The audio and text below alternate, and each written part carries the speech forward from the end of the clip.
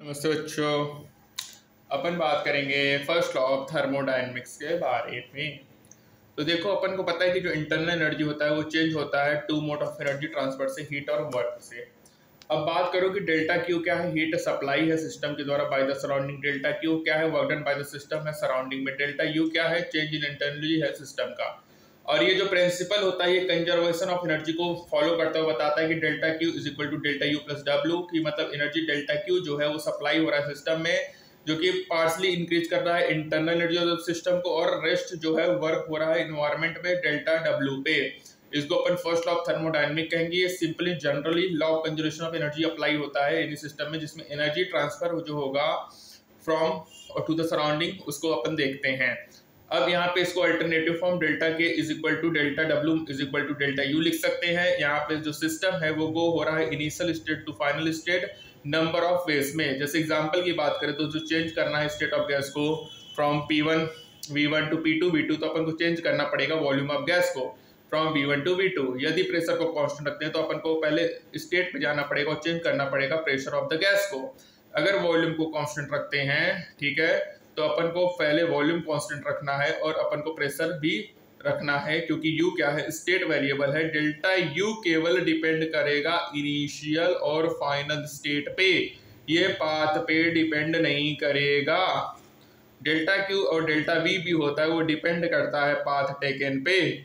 और first law of thermodynamics से ये क्लियर होता है कि जो कॉम्बिनेशन होता है delta Q minus delta W, ये पाथ इंडिपेंडेंट है। मतलब ये है कि इफ सिस्टम प्रोसेस हो रहा है, यदि डेल्टा यू जीरो है आइसोथर्मल एक्सपेंशन ऑफ गैस के केस में, तो डेल्टा के डेल्टा डब्ल्यू बराबर होंगे। और इसका मतलब है कि जो हीट सप्लाइड है सिस्टम के द्वारा वो इंटायरली कन्वर्ट हो रहा है doing work on the environment. यदि सिस्टम जो है गैस सिलेंडर है वो मूवेबल पिस्टन है, तो जो गैस है वो मूव करेगा पिस्टन को, ठीक है, पिस्टन को, और वर्क करेगा। Force is pressure times area होता है और area time displacement is volume होता है। Work done against a constant pressure P, delta W is equal to P delta V होगा। डेल्टा V क्या होगा? Change in volume of the gas होगा। Delta Q is equal to delta U plus P delta V होगा। Consider करोगे change in energy of, तो for 1 gram of water जो grow होगा liquid to vapour, तो measured latent heat of water इतना होगा। 1 gram water कितना होगा? 2256 जूल होगा। और एटमॉस्फेरिक प्रेशर में 1 ग्राम वाटर के पास वॉल्यूम 1 सेंटीमीटर क्यूब होगा, ठीक है। तो यहाँ से अपन कह सकते हैं कि डेल्टा यू हो जाएगा इतना। तो most of the heat goes कर रहा है, बहुत सारी हीट बच्चों इंटरनल एनर्जी ऑफ वाटर को बढ़ाने में भी हो रहा है, transition from liquid to vapour. जब वो लिक्विड से वेपर में कन्वर्ट हो रहा है ना बच्चे, तो वहां पे बहुत सारे हीट जो हैं वो इंटरनल एनर्जी ऑफ वाटर को इंक्रीज करते हैं। अब स्पेसिफिक हीट कैपेसिटी की बात करेंगे। सपोज करो कि अमाउंट डेल्टा क्यू सप्लाई करा जा रहा है सब्सटेंस को, उसके चेंज हो रहे temperature from T to T plus delta T, तो यहाँ पे हीट कैपेसिटी क्या होगा? S is equal to delta Q upon delta T होगा। और अपन देखेंगे कि डेल्टा क्यू और हीट कैपेसिटी है वो प्रोपोर्शनल होगा मास ऑफ सब्सटेंस के। ये डिपेंड करेगा टेम्परेचर पे, मतलब डिफरेंट अमाउंट ऑफ हीट जो होता है नीडेड होता है यूनिट टेम्परेचर बढ़ाने के लिए एट डिफरेंट टेम्परेचर। यदि अपन को डिफाइन करना है constant characteristic of the substance को और इंडिपेंडेंट अमाउंट से, तो अपन क्या करेंगे कि S को डिवाइड करेंगे M से, तो 1 upon M delta Q upon delta T होगा। यहाँ पे जो स्मॉल s होगा वो स्पेसिफिक हीट कैपेसिटी होगा सब्सटेंस का। ये डिपेंड करेगा नेचर ऑफ सब्सटेंस पे, टेम्परेचर पे। जो यूनिट होगा बच्चों वो जूल पर केजी पर केल्विन होगा।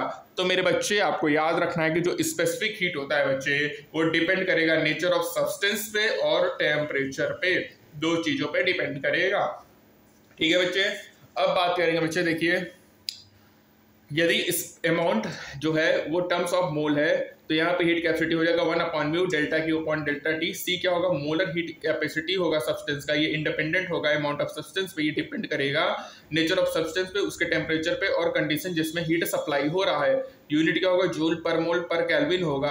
अपन देखेंगे स्पेसिफिक हीट ऑफ गैसेस में एडिशनल, तो अपन देखेंगे जो आइडिया होता है डिफाइनिंग गैस का वो सैंपल प्रोडक्शन होता है, जो कि रिगार्ड होता है मोलर स्पेसिफिक हीट कैपेसिटी से।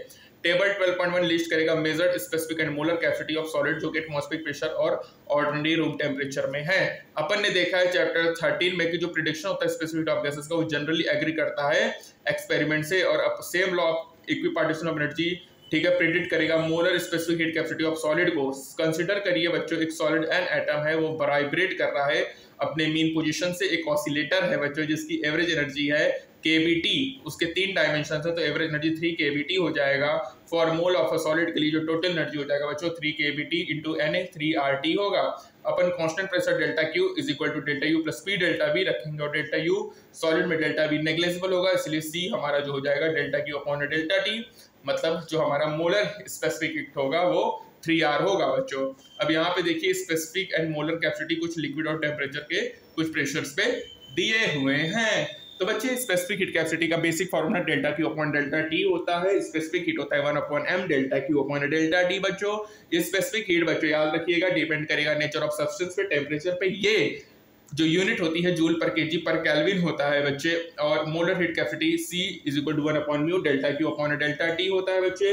C याद रखिएगा वो सब्सटेंस पे नहीं डिपेंड करेगा, वो डिपेंड करेगा नेचर ऑफ सब्सटेंस, टेम्परेचर और कंडीशन में जिससे हीट सप्लाई हो रही है बच्चे। मोलर हीट स्पेसिफिक हीट का जो यूनिट होता है वो joule mole inverse kelvin inverse होता है बच्चे। याद रखिएगा जो इंटरनल एनर्जी होगा वो 3RT होगा और स्पेसिफिक हीट जो होगा वो 3R होगा। यहाँ पे कुछ स्पेसिफिक और मोलर कैपेसिटी का टेबल दिया हुआ है बच्चे। प्रिडिक्ट अपन ने किया कि 3R हो रहा है ऑर्डिनरी टेम्परेचर में, जिसमें कार्बन एक एक्सेप्शन है बच्चे, ठीक है, कार्बन एक एक्सेप्शन है और एग्रीमेंट जो है वो ब्रेक डाउन कर रहा है लो टेम्परेचर में। अब बात करेंगे बच्चे अपन specific heat capacity of water के बारे में। तो जो ओल्डर यूनिट होता है हीट का वो कैलोरी होता है। एक कैलोरी बच्चों डिफाइन करते हैं कि अमाउंट ऑफ हीट रिक्वायर होगा temperature of 1 gram of water को by 1 degree Celsius. Precise measurement में ये पाया गया जो स्पेसिफिक वाटर होता है वो वेरी करेगा टेम्परेचर के साथ। यहाँ पे वेरिएशन दिया है टेम्परेचर रेंज 0 से 100 और इसी प्रिसाइज डिफिनेशन ऑफ कैलोरी से बच्चे ये पाया गया कि नेसेसरी होता है स्पेसिफाई करने यूनिट टेम्परेचर इंटरवल।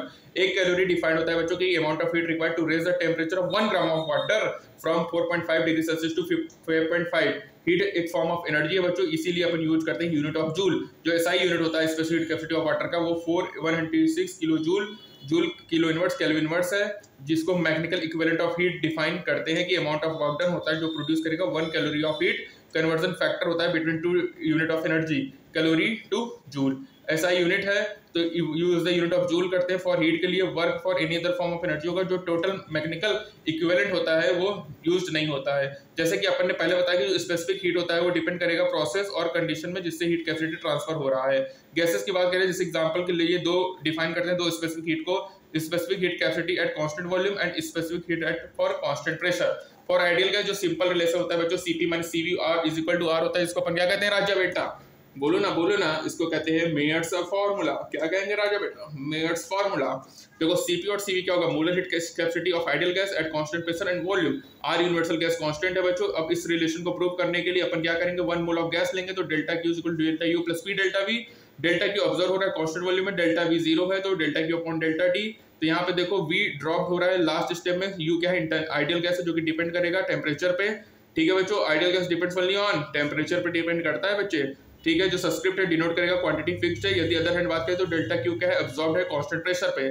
अब यहाँ से देखो सब्सक्रिप्ट P ड्रॉप हो रहा है, U डिपेंड कर रहा है टेम्परेचर पे। Mole of gas P is equal to RT, P delta V upon delta T R होगा। इक्वेशन से डिजायर करेगा रिलेशन 12.8 को, तो PV Cp minus Cv is equal to R, ये यहाँ से आया है। अब बात करेंगे बच्चों thermodynamic state variable and equation of state के।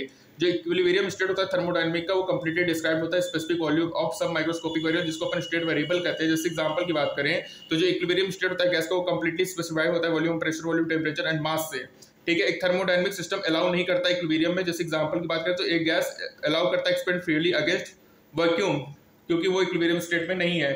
ड्यूरिंग रैपिड एक्सपेंशन जो प्रेशर होता है गैस का वो मे नॉट बी यूनिफॉर्म होगा थ्रू आउट। जो मिक्सचर ऑफ गैसेस होते हैं वो एक्सप्लोसिव केमिकल रिएक्शन शो करेंगे। वेपर और इक्विलिब्रियम स्टेट में टेम्परेचर एंड प्रेशर यूनिफॉर्म नहीं होंगे। जो गैस अटेन करेगा यूनिफॉर्म टेम्परेचर और प्रेशर और कम करेगा थर्मल और mechanical equilibrium with its surrounding. Short में बात करें तो थर्मोडायनेमिक स्टेट वेरिएबल डिस्क्राइब करेगा इक्विलिब्रियम स्टेट ऑफ सिस्टम को। जो वेरियस स्टेट वेरिएबल होगा वो नेसेसरली इंडिपेंडेंट नहीं होगा।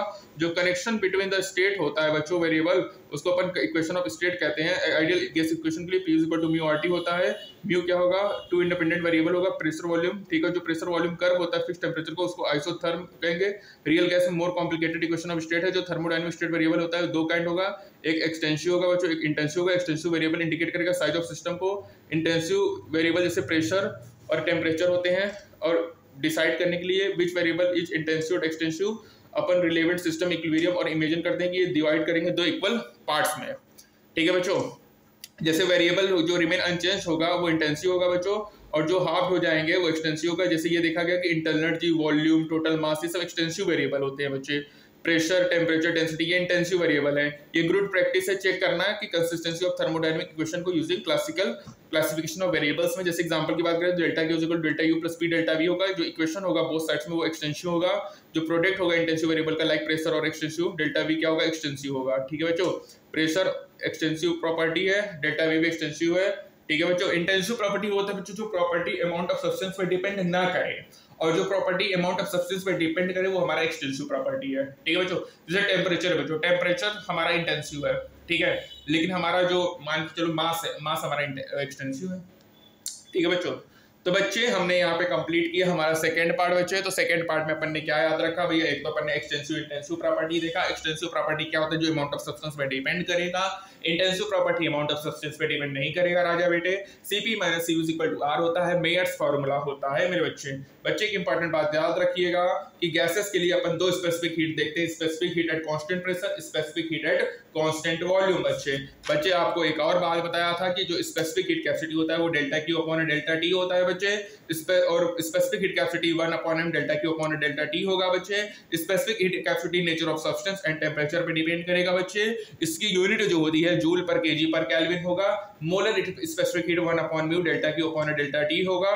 C मोलर हीट कैपेसिटी होता है। C डिपेंड करेगा नेचर ऑफ सब्सटेंस पे, वो इंडिपेंडेंट होता है अमाउंट ऑफ सब्सटेंस पे। इसकी जो टेम्परेचर होती है और इसकी जो यूनिट होती है जूल पर मोल पर केल्विन होती है बच्चे। और इसमें इंटरनल एनर्जी 3 RT होगा इस पे, और स्पेसिफिक मोलर हीट कैपेसिटी आपका मोलर हीट कैपेसिटी 3 R होगा बच्चे। याद रखिएगा बहुत सारी हीट जो होते हैं वो इंटरनल एनर्जी ऑफ वाटर को बढ़ाते हैं, ठीक है, जब वो लिक्विड से वेपर में कन्वर्ट होता है बच्चों। आइसोथर्मल एक्सपेंशन के केस में डेल्टा U 0 होगा तो डेल्टा Q डेल्टा W के बराबर होगा। First of thermodynamic law of conservation of energy पे बेस होता है, जो कि कहता है delta K is equal to delta U plus delta W। ठीक है बच्चों। तो बच्चे याद रखिएगा कि जो इंटरनल एनर्जी होता है वो केवल स्टेट फंक्शन होता है, वो केवल इनिशियल और फाइनल स्टेट पे ही डिपेंड करता है, वो पाथ इंडिपेंडेंट होता है मेरे बच्चे। उसके बाद बच्चे आपको बताया था कि हमारा जो, ठीक है, बाकी यही हमारा था सेकंड पार्ट में बच्चे। ठीक है बच्चे, अब नेक्स्ट पार्ट में अपन स्टार्ट करेंगे थर्मोडायनेमिक प्रोसेस में, जिसमें अपन आइसोथर्मल के बारे में पढ़ेंगे, एडियाबेटिक के बारे में पढ़ेंगे, आइसोकोरिक प्रोसेस के बारे में पढ़ेंगे, आइसोबारिक प्रोसेस के बारे में पढ़ेंगे, साइक्लिक प्रोसेस के बारे में पढ़ेंगे, आई मीन थर्मोडायनेमिक प्रोसेसेस के बारे में नेक्स्ट टॉपिक पे अपन बात करेंगे। तो आज के लिए इतना ही बच्चे, thank you, have all the best, bye.